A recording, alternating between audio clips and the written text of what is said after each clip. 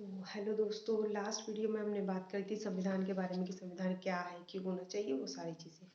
और आज मैं बात करने वाली हूँ संविधान सभा के बारे में। तो जिन्होंने लास्ट वीडियो नहीं देखा वो जाके देख सकते हैं, ठीक है।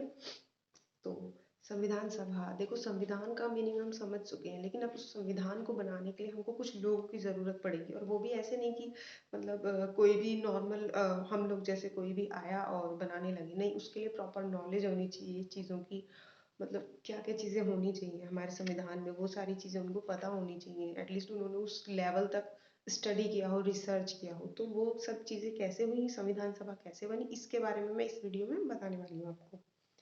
तो सबसे पहले हमारी बात आती है संविधान सभा के निर्माण की। तो जब बात हुई थी कि हाँ हम इंडिया को, ब्रिटिशर्स ने कहा था कि ठीक है हम इंडिया को मतलब इंडिया को दे देते हैं कि हाँ ठीक है अब तुम आज़ाद हो, तो उनको ज़रूरत पड़ेगी संविधान की। तो इन्होंने कहा कि ठीक है हम आपको एक कैबिनेट मिशन योजना वहाँ पे इन्होंने दी हमको। अंग्रेज़ों ने एक गठित करके मतलब पूरा बना के दिया प्रॉपर, जो कि 1946 में दिया।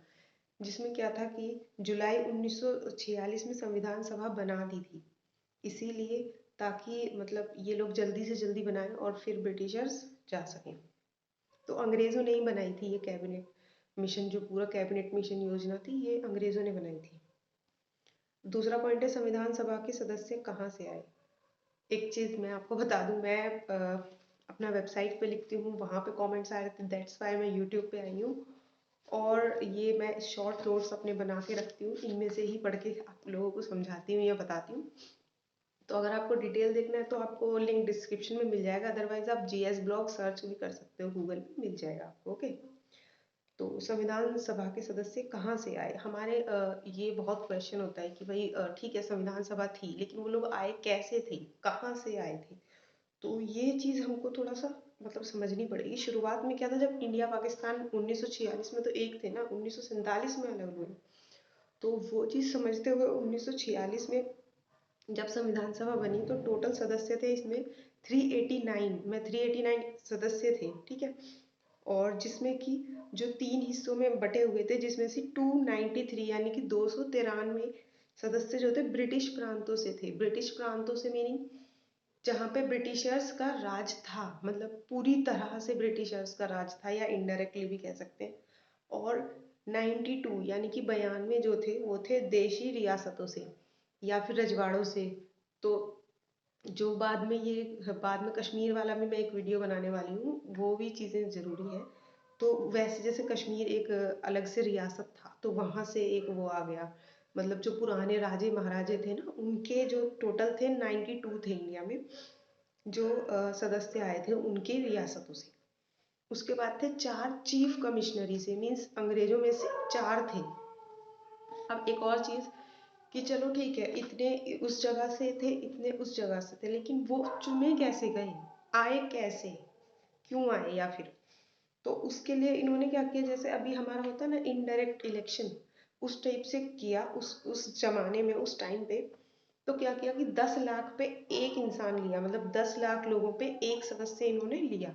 उस टाइम पे तो पॉपुलेशन भी काफ़ी कम थी, तो उस हिसाब से इतने सदस्य बने, तो वैसे ही लिया इन्होंने। अब क्या था कि अभी जैसे होता है हमारे पार्लियामेंट में, ये कांग्रेसी हैं, ये बीजेपी से हैं, या ये उस पार्टी से, ये उस पार्टी से, तो उस तरीके से तब भी था सेम चीज़। तो लेकिन क्या था, जैसे जाति पाति आज इन्होंने की हुई है, उसी टाइप से अंग्रेज भी यही विरासत छोड़ के गए हैं, तो इन्होंने यही आगे बढ़ाई है। मैं तो यही मानती हूँ, ठीक है। तो सामाजिक रूप से, मतलब कि समाज में जैसे नहीं होता कि मतलब आप हिंदू हो, आप मुस्लिम हो, आप ये हो, आप वो, अरे वो चीज़ें बात की हैं। बट सामाजिक रूप से तो वैसे ही इनको सामाजिक रूप से बांटा हुआ था 3 उसमें कैटेगरीज में। कैसे कि मुस्लिम हैं, सिख हैं, और बाकी मतलब सामान्य लोग हैं, जनरल कैटेगरी जिसको हम आजकल कहते हैं। तो वो ये 3 कैटेगरीज में उन्होंने बांटा हुआ था सामाजिक रूप से।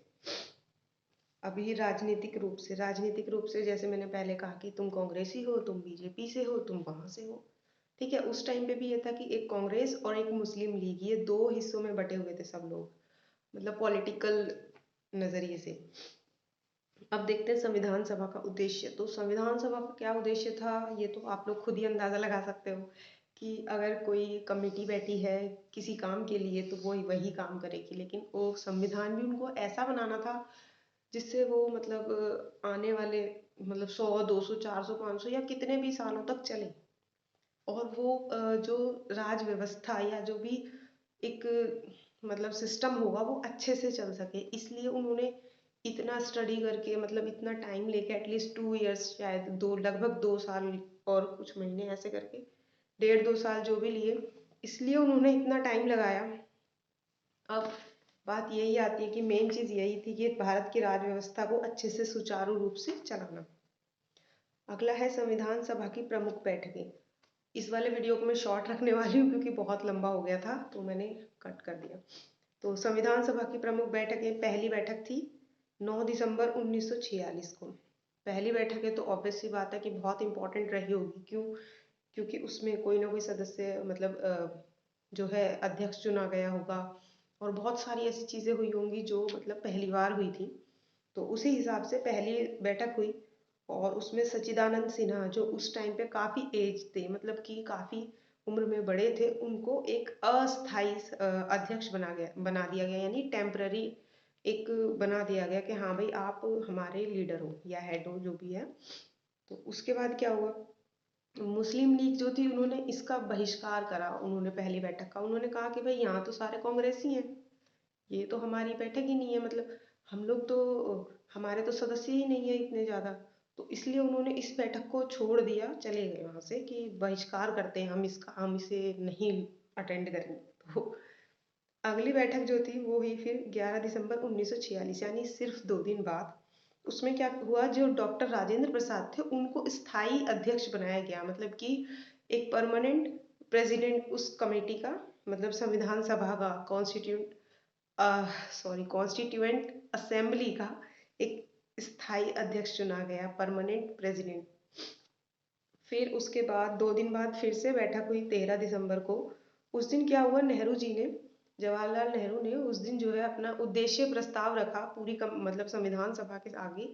तो वो तभी पारित कर दिया और उसको बाद में प्रस्तावना कहा गया। जो आजकल हमारे संविधान का पहला जो पेज है, प्रस्तावना, उद्देशिका, ये सब हम उसको कहते हैं प्रियम्बल, वो वहां से आया उसका कॉन्सेप्ट। तो इस चीज को हम समझ सकते हैं, उसमें सारी चीजें थी कि भाई संविधान कैसा होना चाहिए, हमें उसमें क्या चीजें रखनी चाहिए, उसका एक समरी हम कह सकते हैं, वो सब उसमें था।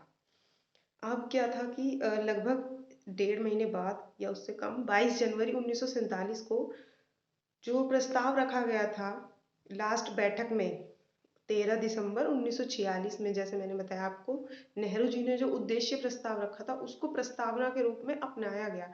यानी कि आप देखो कि 22 जनवरी 1947 को जो प्रस्ताव था उसको मतलब मंजूरी दे दी कि ठीक है हम इसको अपना रहे हैं अब प्रस्तावना के रूप में, यानी कि अपने संविधान की समरी के रूप में, यानी कि हम जो संविधान बनाएंगे उसमें ये सारी चीजें होंगी और हम इन सारी सारी चीजों को अच्छे से उसमें डिफाइन करेंगे। वो सारी चीजें उसमें लिखी गई। एक और चीज, बाद में ये संविधान के स्रोत क्या थे और वो सारी चीजें मैं आगे वीडियोस में बताने वाली हूँ। तो आप एकदम से एक्साइट होके मतलब ये ना कहने लगे कि ये चीज नहीं बताई या वो चीज नहीं बताई। मैं 1 बाय 1 सारी चीजें बताने वाली हूँ क्योंकि मेरे को भी इतनी सारी चीजें याद नहीं रहती हैं। तो मैं सारी चीजें लिख लेती हूँ पेपर पे, दैट्स वाई मैं पेपर से पढ़ के बताती हूँ आपको। ओके गाइज, आज के लिए इतना ही और ऑल द बेस्ट, बाय।